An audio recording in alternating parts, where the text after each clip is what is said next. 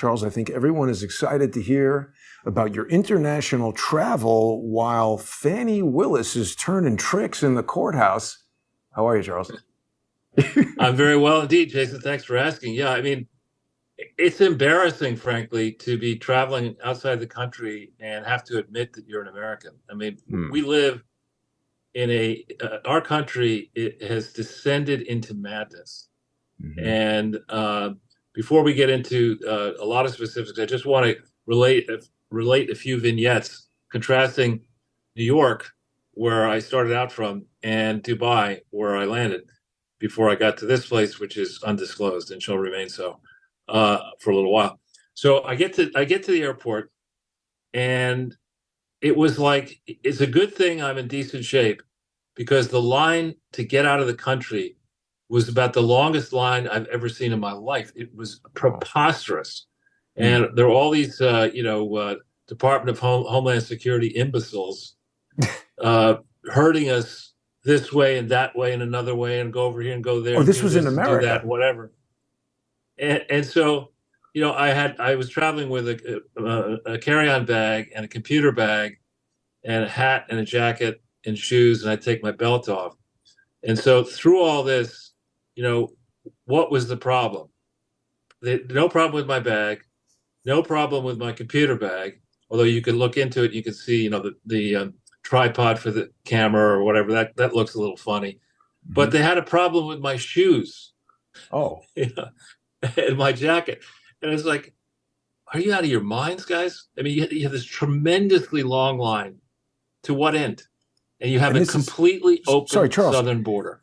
This is TSA in America. Right, okay. I thought you initially were talking about Dubai, but this is here in Newark you were leaving from? Yeah, no, Kennedy, in New York. We have a completely open southern border. And then we have all these idiots manufacturing a line, making me wonder, at all the airports and checkpoints that they are, in theory, checking at airports, who has the private security contract to provide these lunatics? How much profit is being baked into the contract? How is it awarded? What sort of kickbacks are there? How much money? There needs to be a full-scale audit of this whole process by which private contractors are, in theory, keeping us safe before we get on the plane. So then I go through security. I'm early, as usual. And I say, I'll treat myself to a nice breakfast. And there's a Palm restaurant in the Terminal 4, which is, it's not super expensive. I have had one nice experience in there, but I go in, the place is basically empty. And I sit down, and I notice that nobody has any food. And then person after person walks by, and I say, hello, anybody working here? Can I place an order? And finally, I just get up and leave. Wow. So then I'm walking to find another place for breakfast. At McDonald's at the airport, there's a line, it seemed to me, of like 40 to 60 people to get a breakfast meal all in for $15 at the airport. So I'm not going to, I don't want to have plastic for breakfast. So I go to an Irish pub. And again, the two people working there could give a shit about the customers. I order, the food eventually comes, the plate is cold, the eggs are cold, the coffee tastes like bilge water. And that's on the American side of the equation. I finally get into my seat on Emirates, and it was fantastic, the flight over. And I come into the country at every single touch point. I'm carrying everything in. I go onto the smart gates. I'm in and out of this gigantic airport in about 20 minutes. I then get a taxi to a nice Le Meridien place out there at the airport, and I'm in my bed about an hour after I land. In a beautiful, they have upgraded me to a fantastic. I mean, the difference in attitude between New York City, a city-state, and Dubai, a city-state, is just night and day. In Dubai, of course, it's a monarchy, so they've got, of course, kinds of problems with that. But it's all about it's a boom town, cranes everywhere, buildings going up everywhere. I actually looked at a bunch of condominiums, beautiful construction, for a quarter of what it would be in New York. Just spectacular stuff. and it's just rushing to attract business and provide true incentives for people to come there. All sorts of big firms are moving there. It's just night and day. You got to take this Eric Adams, and the next time any politician in New York says it's the greatest city in the world, they need to be sent bilge class through the Suez Canal, in a suite that has no air conditioning. Spend however much time it takes to get there past the Houthi rebels, et cetera, to Dubai, and then learn what the greatest city on earth is, and understand how much bureaucracy needs to be stripped away from this cesspool that is New York. Just incredible. Did you go up into the Burj Khalifa, Charles? I did not. I actually didn't even get close. I was in another place. I'll give a brief plug. I'm not going to, in the near term, buy anything there, but there's a developer called SOBHA who arrived. I went through the whole. He's done incredibly well. The guy's that's the name of his company. I think the guy's name is MENON is his last name. An Indian who went to Muscat first with nothing has built this SOBA thing from scratch, and it is just the standard of building quality. It's unbelievable. Interesting. Yeah, I mean, that's identical to my experience in Dubai. I think it is important to underscore the caveat that it is a monarchy, and if for whatever reason they decide they don't like you, you can be stuck in a hole for the rest of time. We had that guy, Hervé, I forget his last the horse guy name. He was a DGS. No, not him. I'm talking about a guy who was a DGSE agent who rescued Princess Khalifa, who now remains in prison if she's still alive. Well, may I remind you, when you discuss the fact that UAE is a monarchy, so apparently is America. Yes. Only, we rule by the President of the United States rules by divine wrong. Right? Exactly. You can count on him to figure out exactly the wrong thing to do, he and his people, and he'll triple down on stupid. They're turning her abduction ordeal into a TV drama. She looks a bit like Anna Paulina Luna, doesn't she? Well, I don't know. I think she's still missing, Charles, but I think we should, unless there's more you want to tell us about Dubai and your travels, we should talk about Hunter Biden and his ridiculous display. I do want to talk about Fani WIllis whoring around, getting all kinds of money to try to jam up Donald Trump. This is one of the most outrageous legal scandals. I can't believe there's not more attention on this, except for the fact that it's, just not even making the top 3 outrageous scandals this week. It's pretty crazy. Right. Well, so let's talk about Hunter Biden and the entitlement of the political families. This idea in chivalry and in at least European culture of noblesse oblige, that the people with great authority would think carefully, unless they start the French Revolution or cause their American colonies and other colonies to rebel. That in the main, when you're given tremendous power or when you acquire tremendous power, it's incumbent upon you to exercise that power judiciously. And here we have a family that is a tool of a group of interests as yet unknown. Likely the credit card companies, the pharma companies, and corrupt foreign actors. And this kid, Hunter, has had, of course, a series of problems, but sometimes people who are abused become the worst, even worse than their own abusers. And I think that's what we have here in the case of Hunter Biden. He is setting the worst possible example for behavior. And that his father would let him anywhere near the grift that he's been involved with is just outrageous, because there are many other political positions at federal, at state, at local level. And people look at this inside America and outside America, and they say, look, if it's happening to this extent in America, why shouldn't we pilfer all the foreign aid that comes into Tanzania, or you pick a country? If that's the way it works, we have so many days on earth, and while you're close to power, you should steal as much money and persecute your enemies to the fullest extent possible. That's the lesson that's being set here.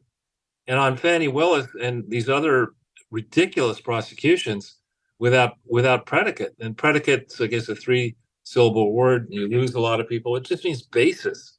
Where's the basis, legitimate basis, to prosecute Trump here? And do the demon rats and pubies understand that should and when Trump wins, they have now set a precedent that it will be very difficult for the Trump people not to follow through on him. If it's okay to do this to Trump because he's a perceived political enemy and will invent all these crimes against him, then it certainly is okay now to prosecute your political enemies when they've actually committed crimes, long-standing crimes. Once Trump, should he win, get into power in January 20th, 2025. So, I mean, this is so far away from being acceptable.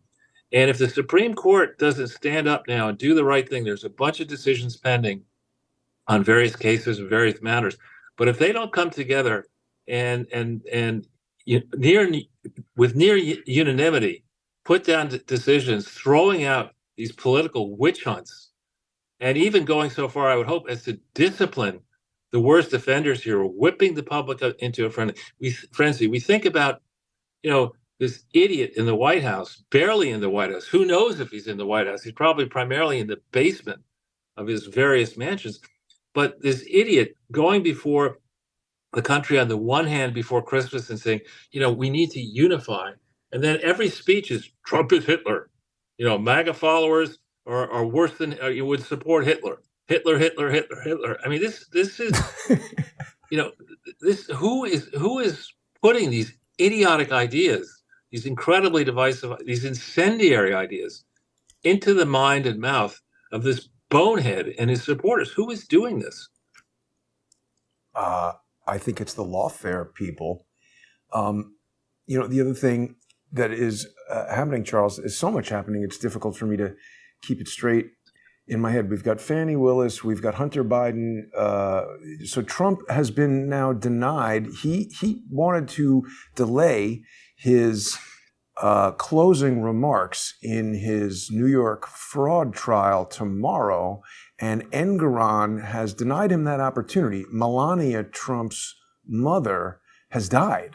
And normally, usually when stuff like that happens, courts are pretty, lenient as far as giving you another time the next day or whatever it is. But now Engoron has said Trump won't be able to give his own closing arguments at all. Well, again, going back to the opening comments about Dubai, which are actually relevant to this point, in my opinion, equity capital is scarce in an environment now where the U.S. markets remain elevated. Equity capital is urgently required to get behind some of these projects. I mean, the Washington, D.C. morons with these infrastructure ideas that are really excuses to pay off the donor class don't seem to understand that equity capital, the stuff that may make a good profit if things work out, but also will be completely lost if it doesn't, can work anywhere. There are plenty of ideas all over the world to put equity capital. There are plenty of regimes that are welcoming. I'm even thinking about, as I think about Dubai, there are incentives to set up businesses in Dubai that are very interesting. Only an idiot would keep money trapped in a business in New York City and New York State, watching these absurd decisions by Tish James and by this judge to persecute a family that has created hundreds of millions of dollars of wage income and billions of dollars of capital gains and investor income for projects in New York City and state. Only an idiot would say, well, this may just be unusual. No, for this Engoron to actually continue to have control over the trial, he's displayed such bias. And I'm not a lawyer, but such bias at every turn against the Trumps, and such favor to Democrats. Whatever happens here to Trump, what this group has done is destroyed the argument for keeping risk capital at businesses inside New York City and state. And that's before you then get to the idea of putting money into real estate in New York City and state. Because well, they're going to take it and give it to migrants. Right. Take it from you. I know. Now, one other thing, Charles, sorry to interrupt, but I want to back up what you're saying. in addition to everything that you're saying, earlier today, there was another subway derailment in Brooklyn. I got to say, this is the second one in a week. I think this is the second subway derailment that I can recall in my life. So what the hell is going on? Well, that's another whole story. I mean, the subway system, anecdotally, seems to me to be something that is an excuse to loot. When you look at these signs, the amount of money they're supposedly spending on, quote, maintenance, Right. I question this Office of Public Integrity that Jack Smith, in theory, ran, and other crooks before him, actual crooks, ran. This is the area that they should be investigating. These blue cities with these massive infrastructure projects, the Big Dig in Boston, all these massive overruns. How did that actually work? What's really going on? How come we're spending all this money in New York City on maintenance? And every time I go down into the sewer, as older friends of mine used to refer to it, and I think it is now, you'll see rats and garbage, and you look up at the ceiling in those ceilings in those tunnels, and you wonder, how long before the ceilings come down on strap hangers waiting to get on these different trains. And that's before we start thinking about what happens when these African migrants, these other migrants who are not used to cold weather, what happens when they can't get into these schools? I mean, the decision to shut a school down so that 2,000 illegal immigrants can house in the school. I mean, how long before they start living inside the subway tunnels and places, and before they start lighting fires down there?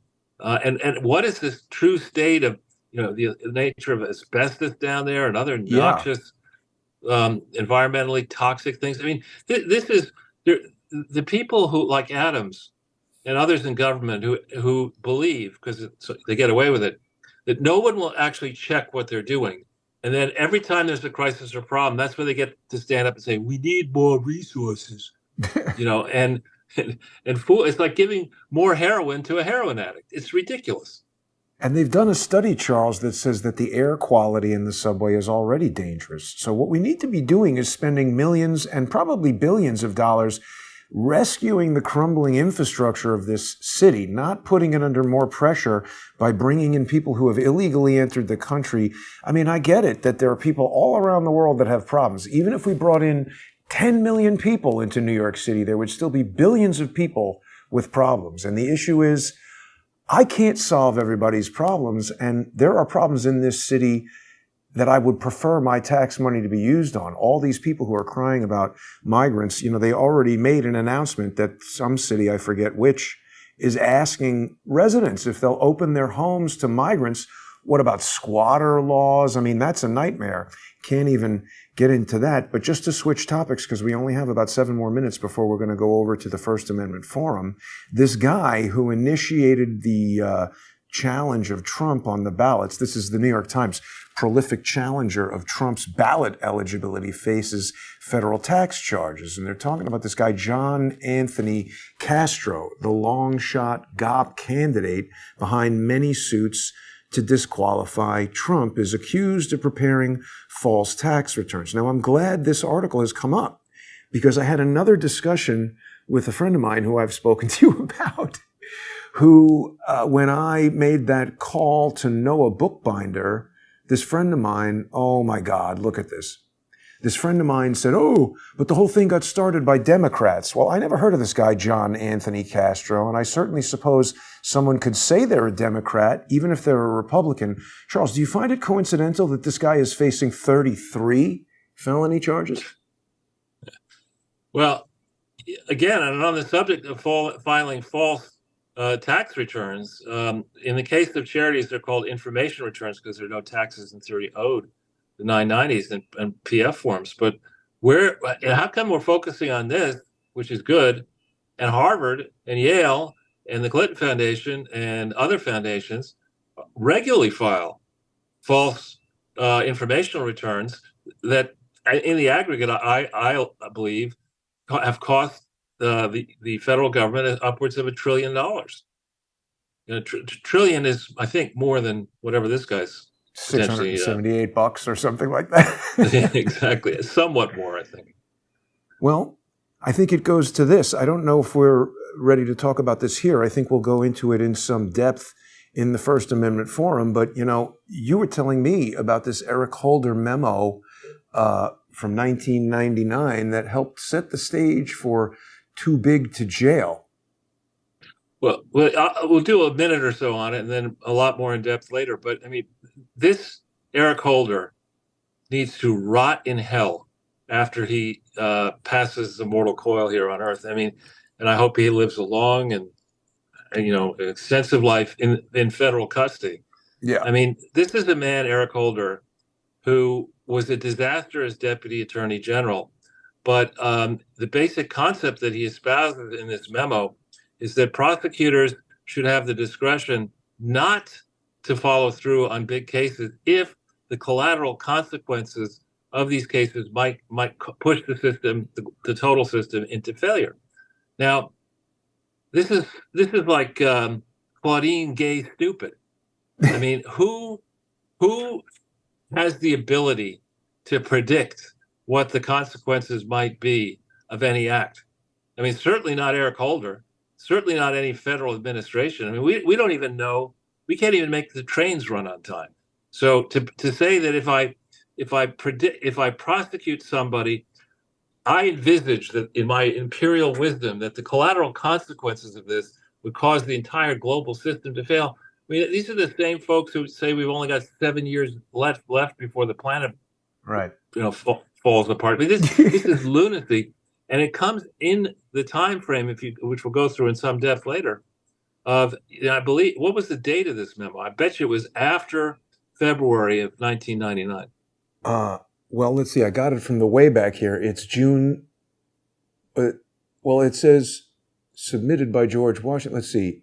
I don't see the original date on it. This is kind of like a republication of it. We'll have to look around for that. Well, paid subscribers will learn why I suspect that it's after that, and I'll put it in context because I think this memo explains a lot. This is the so-called Irish Compromise that I've talked about in the past. Right. The Dems did something wrong. The Republicans did something wrong. We both did something wrong. Don't want to talk about all this stuff. It's too painful. Let's just ignore both wrongs and move on. That's what this is. And we need to undo this. So here's another link that says he wrote a memo. This is the original memo charge, June 16th, 1999. As I suspected, after February. Yeah. And I'll explain that, as I say, to the paid subscribers. Amazing. Yeah, I mean, there's just so much happening right now. We're going to be going over to the First Amendment Forum in just 2 minutes. So just to close out where we began, this Fani WIllis situation, Charles, it's not just as simple as, she's having sex with the prosecutor. She seems to have confused prosecution with prostitution. Because it's not just that she's having a romantic relationship with the guy, it's that his experience as a prosecutor is limited and the selection of him is an open question. He's supposed to be a special prosecutor, which, normally those guys are supposed to be independent of the DA or the Attorney General or whoever appoints them. And the problem here is, they're looking into, these are allegations, these are alleged wrongdoing, charges right now, and we'll see if they're proven. But the allegations are that Fani WIllis selected this guy, Nathan Wade, paid him, several $100,000, maybe as much as $1 million. And then they got involved in a romantic relationship that included lots of expensive vacations together. So now it's really easy to consider a situation where somebody might not be a qualified lawyer, but on the basis of being paid several $100,000, might make the decision to have sex with Fani WIllis. And it might not be because he's in love with her. It could be because he's going to get half the money, and all he's got to do is take her on vacation and have sex with her a bunch of times. What do you think of this, Joe? Well, as I understand it, Fani WIllis, from memory, is a district attorney, right? She's not a U.S. attorney. District attorney. So this guy he's not a federal special prosecutor. He's a special prosecutor acting on behalf of a is it a state or is it Atlanta? I think she's Atlanta. I think she's Atlanta district attorney, Fulton County district attorney. So that's Atlanta. Turning to the actual consequences of, we have 50 states, we have how many counties? I think it's more than 4,000. We can't have, this is why I say the Supreme Court has to get involved here. We can't have a system where people around the world have to wonder whether, if a federal level decision is made, whether any one or more of 4,000 county attorneys can't, after the fact, get involved, as this idiot state attorney general Tish James is doing. Years after the fact, there's a transaction. Do we need to have a risk factor in every capital raising exercise involving American entities?